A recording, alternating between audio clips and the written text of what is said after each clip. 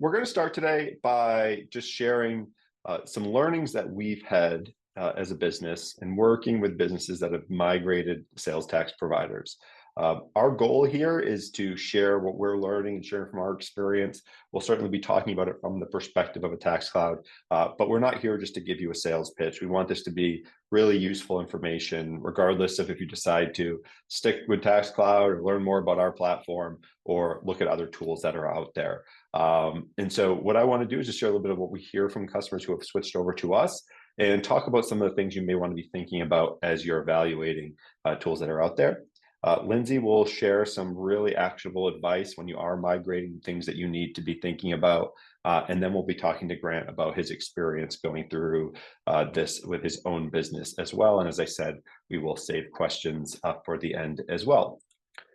So let's start off with the big question that we hear a lot, which is, why would a business decide to switch providers and do the work to make this change? And when we look at the hundreds of businesses that have made the switch over just in this past year, and the thousands of businesses who have made it over the years here at TaxCloud, the surprising thing that always stands out to us is that it's typically not a particular feature or functionality, which is the number one thing that stands out. It is the level of support and care they get from the providers that they work with. It tends to be the number one response we hear. And related to that, the second most common response we hear are issues, compliance issues that businesses run into. And hopefully no one on this call has had to deal with that, but businesses that are maybe working with a provider to help with their filing, helping them stay compliant, and then they have an issue.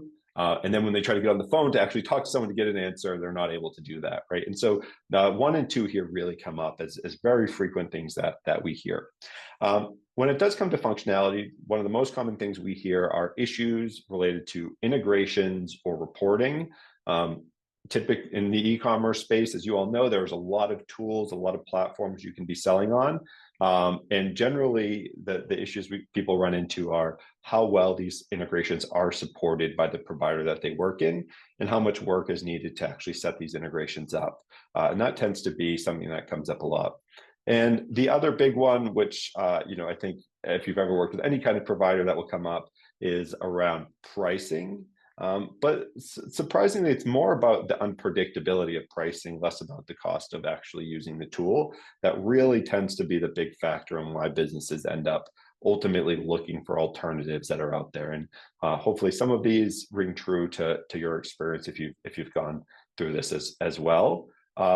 And the other factor here is things that are completely outside of everyone's control, which is a major change that you as a business can't control. And so as an example, we're hearing a lot from businesses on Shopify that are using one of the big sales tax providers, that the relationship between the sales tax provider and Shopify just changed. It's causing them to have to go reevaluate, how they use that product, and things like this that can come unexpectedly can also lead you to maybe look at other tools that may exist out there.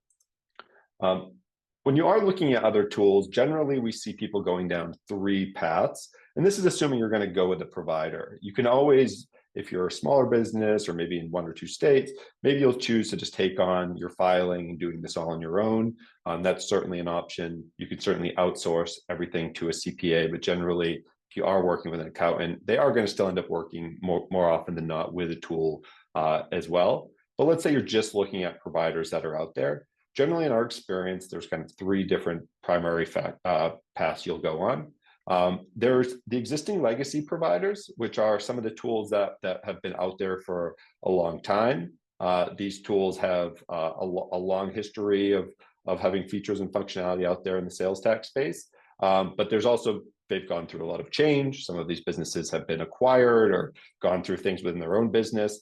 And that has led them to change their approach in terms of how they support their customers, or in many cases do not support their customers, and also has changed their focus. So a lot of these businesses maybe are more focused on super enterprise businesses, but aren't giving the same attention to small, medium, growing businesses. And that's generally the experience we hear from people in the legacy providers. Really powerful functionality, can be the right fit for some businesses, but generally come with some of these other levels of uncertainty or extra costs that leads them to make a change. Another path, particularly for businesses, smaller businesses, is to look at some of the built-in solutions that are out there. So based on the platform you're selling on, many platforms are starting to build some basic sales tax functionality. And for some businesses, that functionality can check the box for what you may need. And so we encourage business to look at those options before you start even looking at other providers. Obviously, we'd love for you to come work with a tool like TaxCloud, but if based on your use case, you may have some of the functionality that are in these platforms that can help meet your needs. And then the third path we see are people that we kind of think of as kind of modern providers.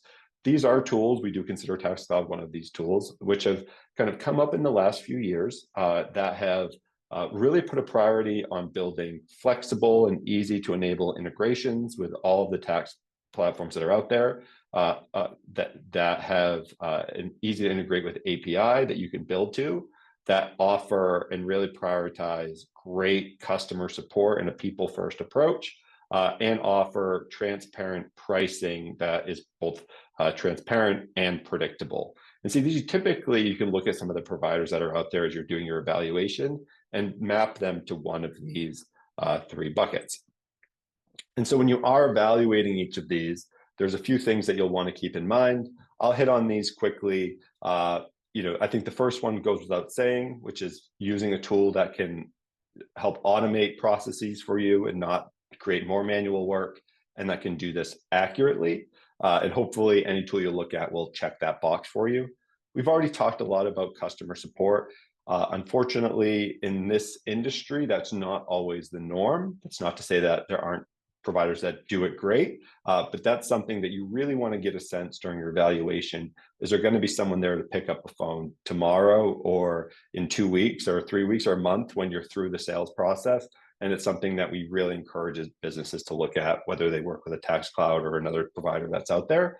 The other thing to think about is to look within your own business and think about your own volume and your own growth and the complexity of your current setup, because different providers will align differently to different size businesses.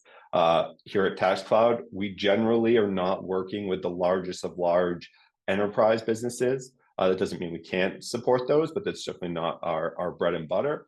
Typically, and where there's some businesses that's all they do. So you want to think about kind of the stage of your business and your growth, and make sure the platform you're working with is aligned to the business stage of business that you're at. We talked about integrations. This is a really important one, as you'll see. Does the tool make it really easy to click a button, get integrated with the tool you're using? That's really important. And the last one we always recommend for businesses, if you're selling in the US and you're selling across a lot of states, is to work with a business that is a certified streamlined sales tax provider. There's 6 of those in the US today.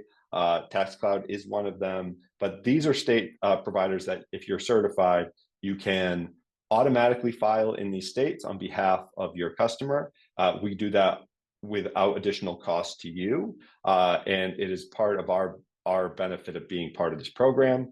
And it also is a great signal that that provider has really high standards, because you have to be renewed in this program on a regular basis. So regardless of the tool you use, we definitely recommend asking about this.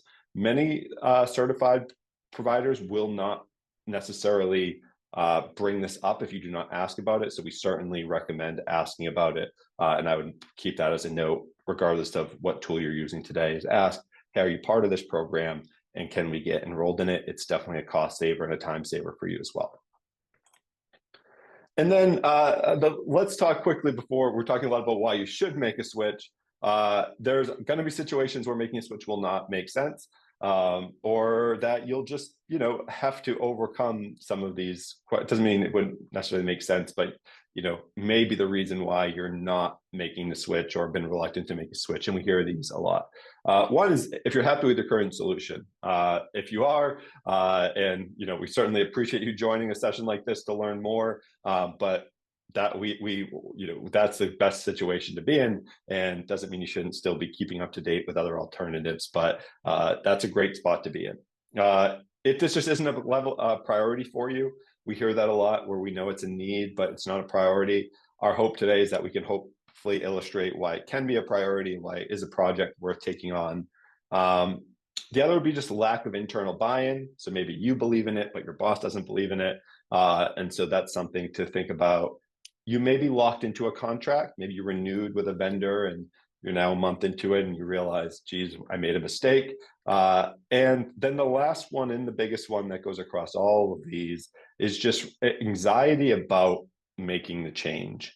And so for a lot of these, you're going to have to evaluate for yourselves, is this a priority? Is this the right time to do it? Am I not satisfied with the tool? And that's a very, within your business decision you'll have to make. The thing we hope to address now is talking about the anxiety of switching and what goes into that. And I think the biggest challenge that businesses run into is just the unknown of what goes into making the change. And so my hope, our hope, as we go through the rest of this session is to talk a bit about what that process looks like, what you need to be thinking about, and what that journey can look like for you as well. Before I hand off to Lindsay, I just wanted to talk quickly. When you here at TaxCloud, so far this year, we've migrated over 134 businesses. We have over 2,000 customers overall. And the average migration time for customers making the switch is 28 days. Lindsay will talk through that timeline. It's not necessarily 28 days of hard labor for you going through the process, but gives you a sense of kind of what that timeline can look like. Some businesses are able to do this faster than others. And I actually added this late today after we got this amazing review, because I think it really speaks to the experience of working with our team. But this is a review we got just the other day where, a business who has gone through this talks about how responsive and how effective the team was at helping them through the process. And so, we don't like to brag too much, but I thought this was just a perfect quote to really illustrate the great work that Lindsay and her team do. So with that, I think now I'll be passing off to Lindsay and we'll talk a bit more about, what goes into your migration. Thanks, Ryan. Hey, everybody, I'm Lindsay. I run our onboarding team here at TaxCloud. I'm based in Chicago, Illinois. Not only do I manage that team, but I also individually onboard customers as well. Prior to joining TaxCloud, I started out in the sales tax space with TaxJar. So every day when I'm working with customers, I have to catch myself and not say the wrong company name.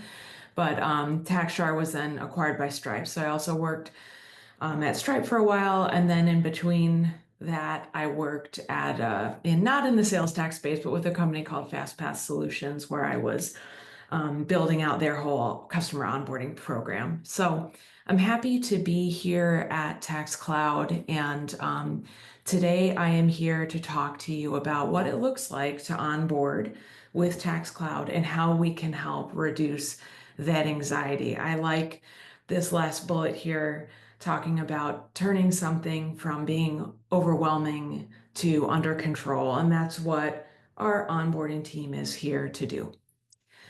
So the first thing I'm going to jump into is to just talk a bit about the onboarding services that we provide, and then we can talk about what the migration can look like. So just to give you a picture of what you would get when you engage with our onboarding team is we, right from the beginning, will have a shared scope of work with you and provide a clear onboarding plan. This is basically a project management plan that's going to be tailored for your company and for your timeline and for your systems. That project management plan will be guided by a dedicated onboarding manager that will be your point of contact. That person works with you from the close of the sale all the way through us filing your first return. And so we're going to be there for all those first milestones to make sure that we're giving you the information you need and you feel comfortable before we file for that first time for you. Other things to highlight for you is I'd like to think that we're incredibly responsive. We have a 1 business day response time, but typically it's faster than that. We usually respond within an hour or two to customer needs. We're available to be on calls with you, help via email, and help on the phone as well. At a minimum, we do 2 live calls with customers during the onboarding process, but We don't have a restriction on that. We're always happy to hop on additional calls. If there's technical troubleshooting that's needed, we want to make sure it is resolved and not just tell you, you can't have another call with us. And then finally on here, I wanted to highlight, in this onboarding plan we'll be giving you when you work with us, this will include step-by-step checklists. We can help you via email, but also we can communicate within the plan, just so we make sure we get your questions answered quickly. So the next thing I wanted to talk through is, when you are making the shift between providers, there are some best practices that we would recommend, and then, want to also highlight some common pitfalls that we hope that you try to avoid when you make the switch. And this can go switching between any provider, just some best practices. One of these would include, very essential, to make sure you save your historic data from your current provider. Save the copies of the returns that have been filed, save copies of reports and transactions. If your data only exists in that platform, you absolutely want to make sure you save a copy of it. Sometimes what can happen is when a provider files on your behalf, for example, they might file using a special type of electronic system. And sometimes if you log into that state website, for example, you may not be able to see a copy of the return because of the way the provider filed it. And this is a reason why it's really important to save the copy of the return that the provider has given you, because maybe if you switch, you won't be able to see that on the state website, but you will have downloaded the copy during the move. So that's one example of why it's important to save. The other thing that's a really good best practice is make sure that when these providers are filing for you, you want to make sure it's really clear when your original provider is going to be filing for you for the last time and when the new provider will file for you for the first time. I'm sure all of you know, it can be confusing when you talk about dates with sales tax, because if you say April return, you want to make sure you clarify always that you're talking about the April filing period that will be filed the next month in May. So sometimes if you just tell somebody April return, that's my last one, April, make sure you're clear that you're saying, I want you to still file my April period that's due in May. Or you need to clarify if you're saying the last time you'll ever file for me is in April, which really means technically you're filing March, which is due in April. So anyways, this can also always be confusing for both, businesses and providers. You just want to make sure you're really clear when you talk about dates and clarify those details. You, of course, also really want to make sure when you migrate to a new platform, you do some testing first. The last thing you would want is to just say, oh, I'm under the gun, I'm going to do the switch in 1 hour, and suddenly now things are failing on your website and tax isn't being calculated at checkout for your customers, and then you have to pay something out of pocket. Or vice versa, you don't want tax charged incorrectly and then have to refund your customers. So this is always a good idea if you have the time to make sure you test and make sure taxes are calculating correctly before you go live. And then the final best practice I wanted to highlight is it can be really helpful to backfill your transactions when you move to a new provider. Most states, the reason why I suggest this is because it's helpful to keep track of where you have met economic nexus, or if you've dropped below economic nexus in a state. This will help you know whether you need to register for a license in a new state, or if you choose, you could deregister if you've dropped below the threshold. Most states will look at the last calendar year or the last trailing 12 months of your transactions. And so that's why I recommend here as a best practice, get your last 12 months of transactions backfilled into the new platform that you move to.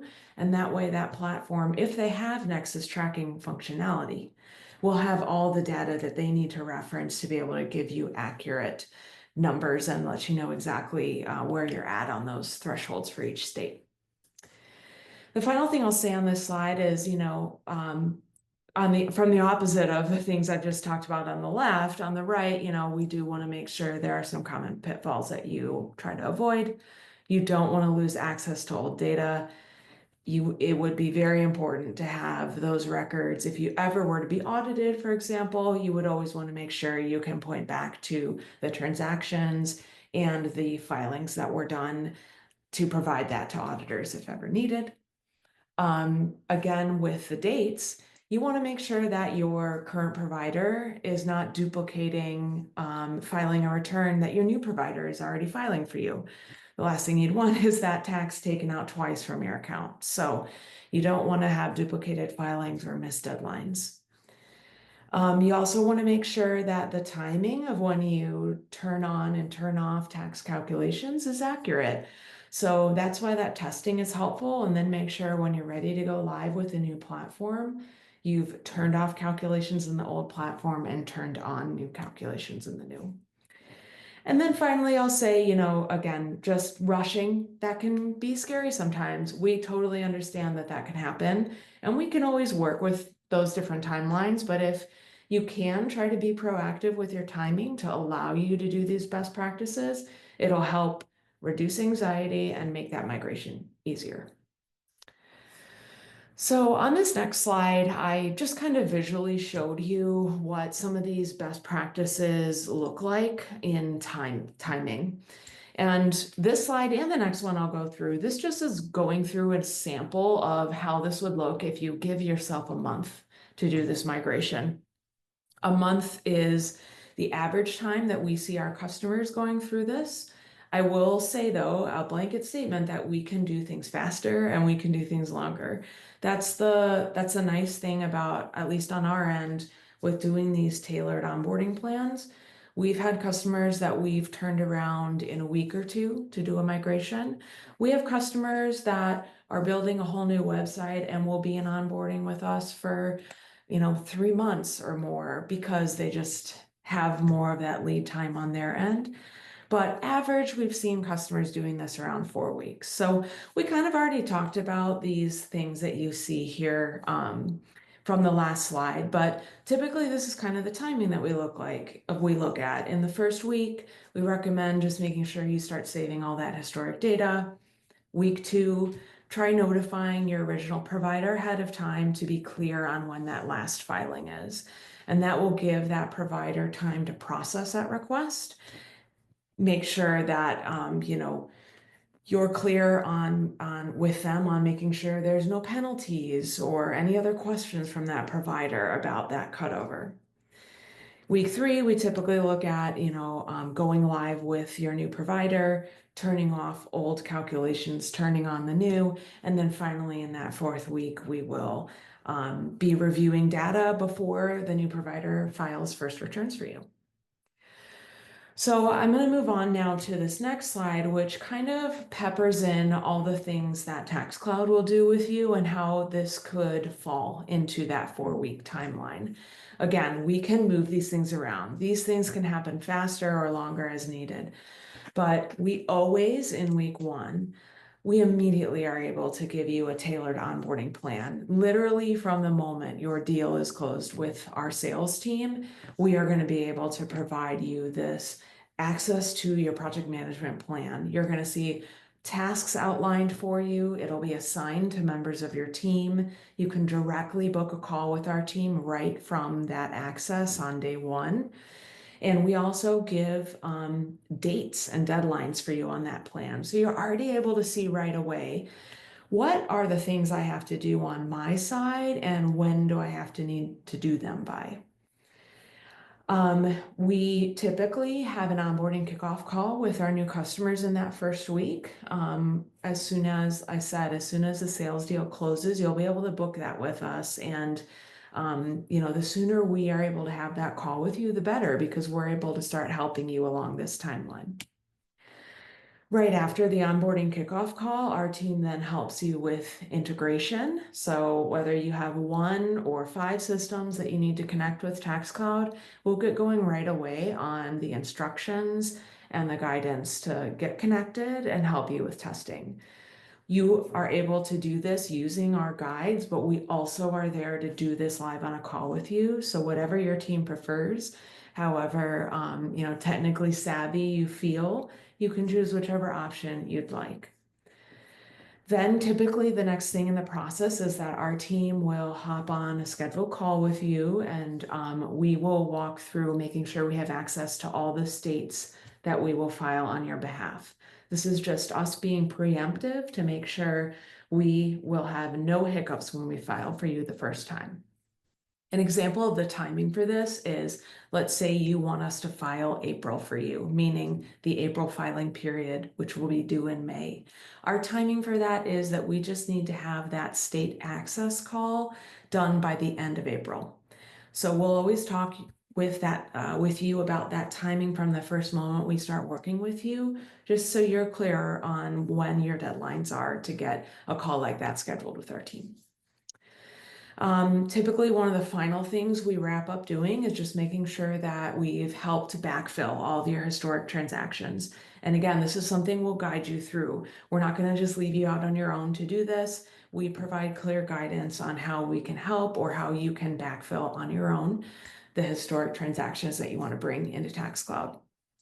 And then finally, like I said, we wrap up onboarding typically with filing that first return for you.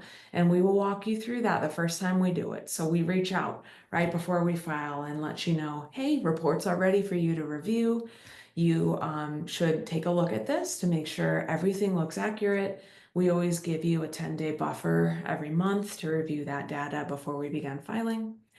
And then that typically wraps up what the onboarding process looks like. So that concludes kind of what I wanted to talk through. I hope that gives you all a good idea of what onboarding with TaxCloud looks like and how migration from one provider to another could look. I'd love to hand it over now to Grant, who is the founder and CTO of PangoBooks, and he is one of our TaxCloud customers. Grant, thanks for joining us today. Yeah, absolutely. So yeah, again, I'm Grant. I founded PangoBooks back in 2021. And what's unique about PangoBooks, first, it's a peer-to-peer marketplace for books. So yes, we get a lot of Amazon jokes, but it's physical books, and we do a ton of transactions. We are really high volume, low transaction value. And I say that because that sets the stage for some of the things that we cared about when we made the switch. But yeah, we've been using TaxCloud for just over a year now. We made the switch from Avalara just over a year. We were using Avalara for about 2 years, switched to TaxCloud, and I think we just passed a year. But I'm Grant. Awesome, Grant. Really excited to have you speak today, and thanks for that introduction. And yeah, so Grant, I'd love to just we have a few prepared questions here we wanted to run through. I'd love to just get a chance to get your thoughts on a few things here and to share a bit about your journey with TaxCloud and just sales tax in general. And so you spoke to this a bit, but yeah, would you mind telling people just how you were handling sales tax before TaxCloud, and ultimately why did you decide to make the switch over? Yeah, so we had to set up sales tax pretty early. We were below economic nexus, obviously, for like the whole first year. Um, we got on Avalara just because it seemed like the most obvious choice at the time. This is in 2022, and I didn't really shop around a whole lot. We just hopped on Avalara. It didn't make a big difference then because we were so low volume. But as we scaled, almost nothing scaled with us.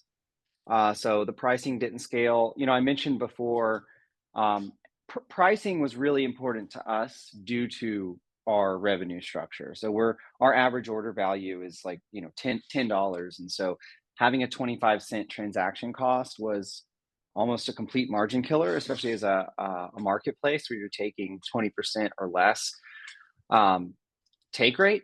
So in terms of why we decided to make the switch, we ended up paying well over $100K annually. That's what our contract size grew to.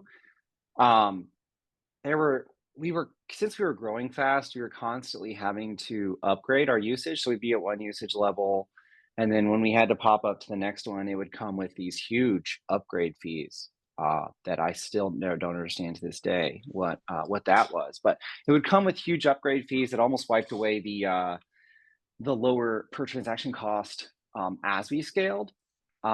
So pricing did not scale with us. Support.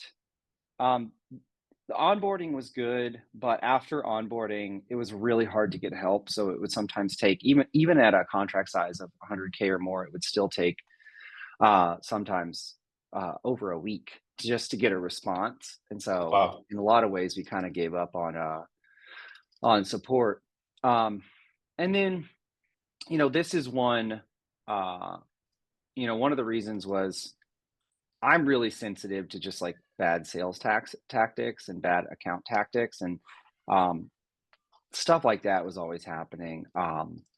We were always kind of, even we had to actually, and I'll talk about this later, we had to rush the TaxCloud migration just because they wouldn't grant us any extension on use at all without doing a massive contract upgrade. So just bad tactics. That's just more of a personal one for me. I just, if I'm going to work with a software company, I'd like to like them. But yeah, just to recap, it was really that pricing didn't scale, and support was not there when we needed it, and there were other little things, but those were the two big things where we really just set off looking for a new provider.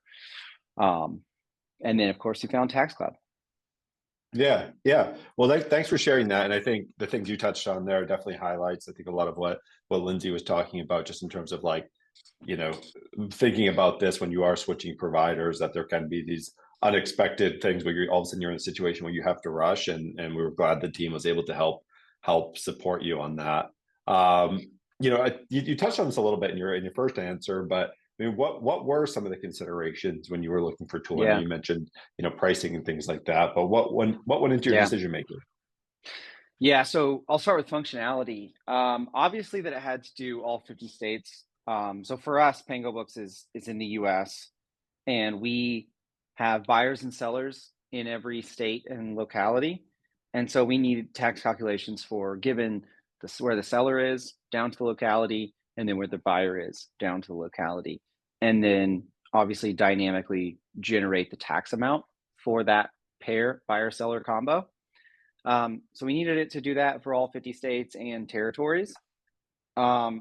We needed an API. So I can't speak much to the other integrations. I know TaxCloud has some other integrations, but for us, we had custom needs. And so we needed an API.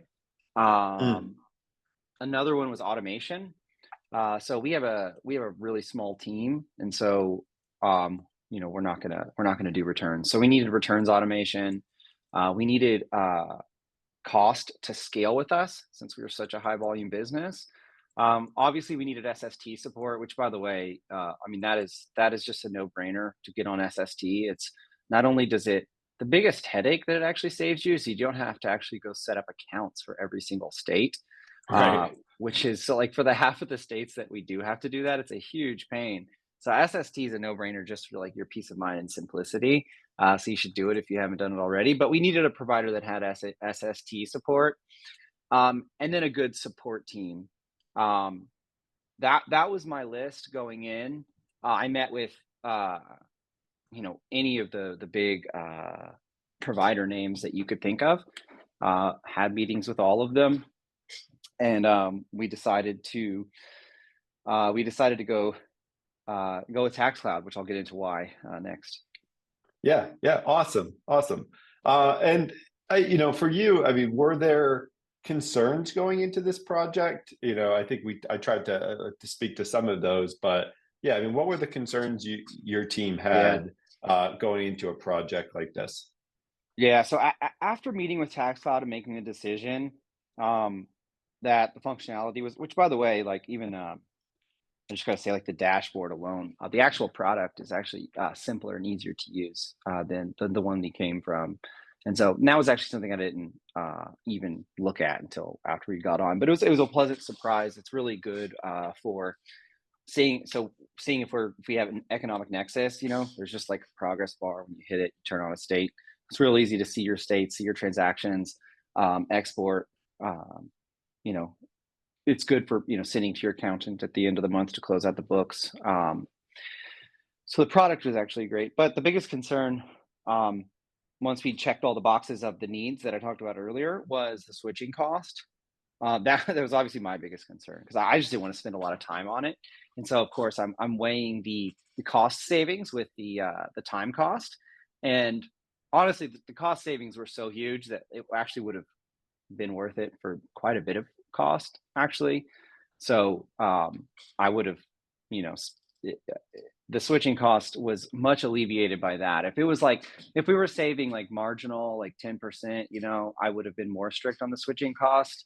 But yeah, that was the biggest concern. So switching returns automation, whenever you're with a sales tax provider, you feel very integrated with them. Like they're doing your returns, all your data's in there, and it just feels like it's going to be this awful process to get out, which it should be.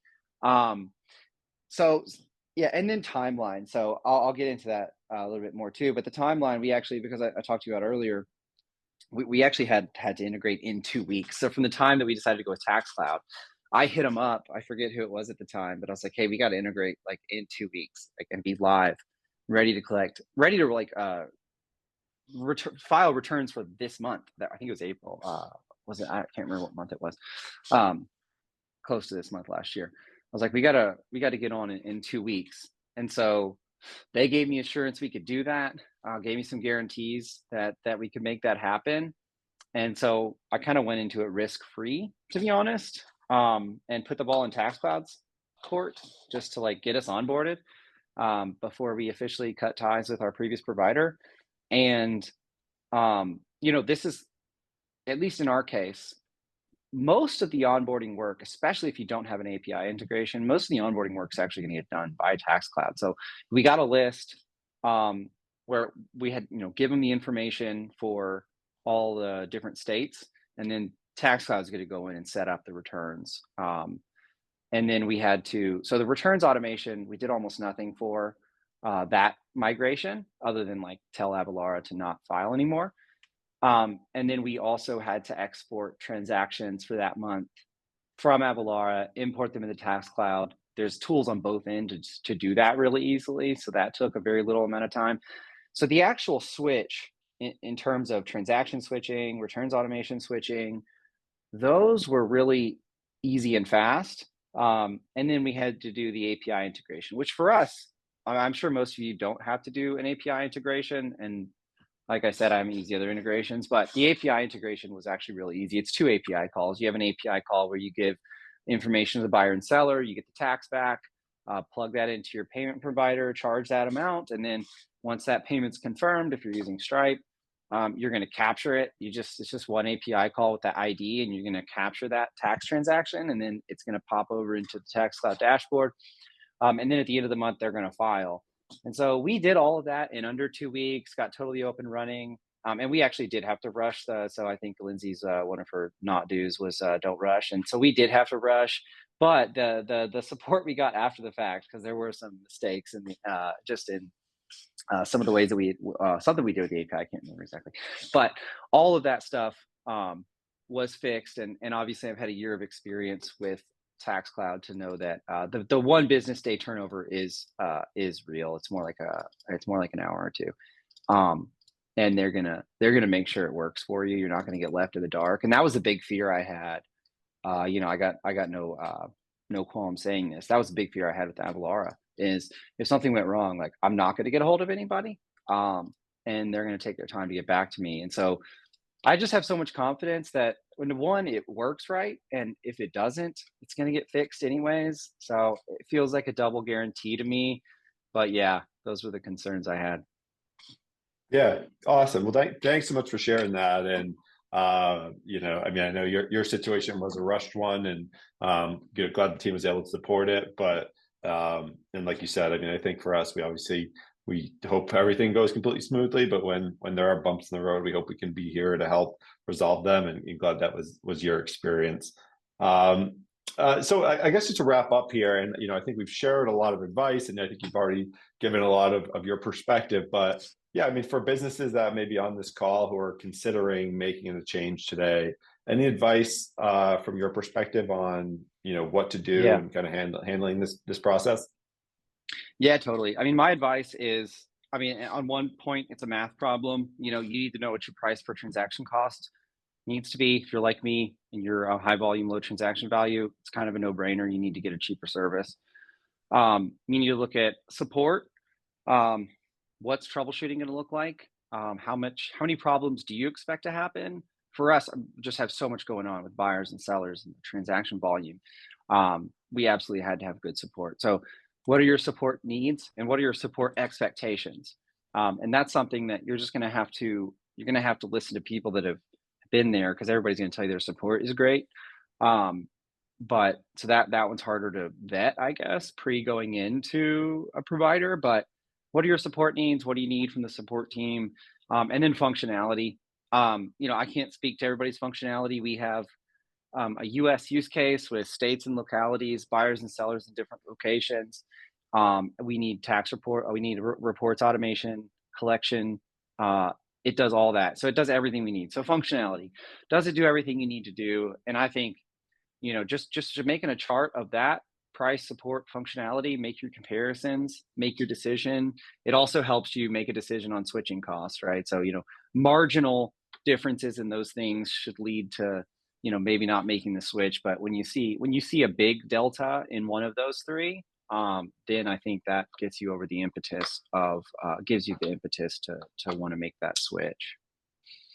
Yeah, for sure. That's great advice. And I think, I think for everyone here who can kind of walk away and then kind of create their matrix of things that are important to them and start to layer that in for different providers, I think that'll go a long way. Well, awesome. Well, we covered a lot today, Grant. Anything we didn't cover, anything else that you wanted to touch on? We do have some time for some questions too, but yeah, I just want to give you the floor if there's anything else you wanted to touch on we didn't get a chance to in the questions we covered. Yeah, I mean, feel free to ask questions. I know everybody's got a unique use case, so yeah, don't be afraid to ask me questions either here in this setting, or later. Awesome. Well, let's jump into some of the questions we have here. I think some of them might be very specific to TaxCloud, but Grant, if there's any of these, I'll feed them up to you, and maybe we'll just try to get through a few of these. I want to also be mindful of people's time. Grant, one question someone had was just about, and how much does you want to go into is about just like where you were at in your contract at the time that you made a switch and how that factored into your decision. Yeah, we were at the end, and like I said, Avalar is not very patient with. If you get them to end your contract early, I'd be surprised. But it was at the end, and we had to rush because they were not going to even get us. It was going to be lights out on the service at the specific date that the contract ended if we did not renew for another year. I was trying to get them to just extend for a month just so we could do the transfer. So yeah, we switched at the end. Yep. Awesome. Thanks. Yeah, and I will say for folks who are out there in a similar situation, typically what we'll see from businesses is sometimes we'll have business come to us and say, hey, their contract's up at the end of the year and they're coming to us, this month or next month to say, hey, I know this is coming. I'm starting the process. And that's kind of a longer evaluation. If you're in a situation where you have a contract and you're like, I need to get out of this because I'm just so unhappy. I hope, you can still have that conversation with us today. There's certainly been times we've been able to work with vendors to hopefully ease the cost of the transition and put you in a position where you're not paying for two tools at once. So talk with our team. We want to be flexible. We'd want to give you some options that might help you on that. And so, yeah, that would just be from a TaxCloud perspective, what I would share as well. Let's see. And Lindsay, thanks so much. It looks like you jumped up and answered a bunch of these, so really appreciate you doing that. Let's see any others that came up here. I know we had some just specific questions about, do we handle some of the complication in some states or in some jurisdictions are a little bit more complicated than others. We do, at TaxCloud, this is why we exist, is to try to handle these things on your behalf and automate that. So our hope is that we take care of these things for you, and you don't have to deal with any of that. Some states are a little bit more complicated for us, but that's our job to worry about. So just to kind of touch that on, if you're someone who's kind of dealt with some headaches in certain states or certain regions. And then, yeah, we've had a bunch of questions I've seen about some different integrations and how we support.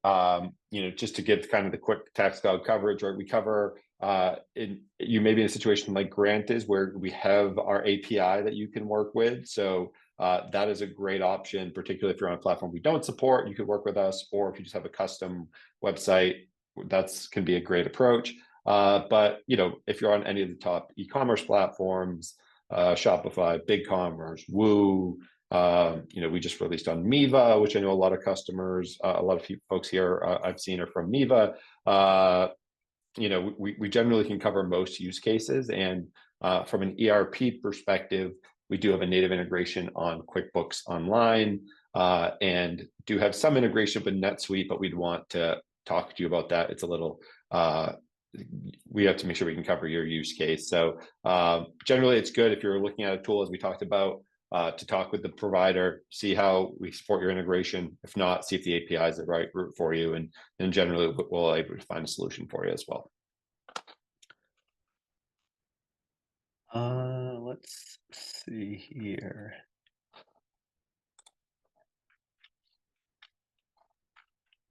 Ryan, for anybody that's interested in connecting with somebody from our team to talk more, do we have a guidance for them on an email they could reach out at, or a link to book a call? Yeah, absolutely. So everyone on here will be receiving an email with a link to if you wanted to schedule a call with us, or you can just respond right to that email and talk to us directly that way as well. If you want to be just proactive coming out of here and you want to just get in touch with someone right away, you can go to TaxCloud right now, and you'll see a button to contact our team and book with our team, and you can certainly do that as well. And then the other option would be just that you can email sales@taxcloud.com, and we'll see that as well. So a few different options, but I would say keep an eye out for a link to schedule with our team if you are interested in connecting with us, and generally we can find a time to connect, see if we can cover your use case and answer any questions that you have.